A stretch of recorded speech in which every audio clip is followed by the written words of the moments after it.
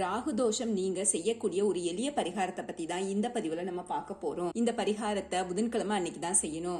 புதன்கிழமை அன்னைக்கு ஒரு நல்ல தேங்காயா பார்த்து ஒரு தேங்காயை வாங்கிக்கோங்க. அப்புறம் 1/2 கிலோ கருப்பு உளுந்து வாங்கிக்கோங்க. நைட்டு படுக்க போகும்போது இது ரெண்டையும் நம்மளோட கையில வச்சுட்டு நம்மளோட குலதெய்வம், இஷ்ட தெய்வம், விநாயக பெருமான் இவங்க எல்லாரையும் மனசார நினைச்சுக்கிட்டு ராகு தோஷத்தால ஏற்பட்டிருக்க தடைகள் எல்லாமே போகணும் அப்படிங்கிற வேண்டுதலை மனசார சொல்லிட்டு உங்களோட தலைக்கு மேல இந்த 2 பொருட்களையும் வச்சுட்டு படுத்து தூங்குங்க.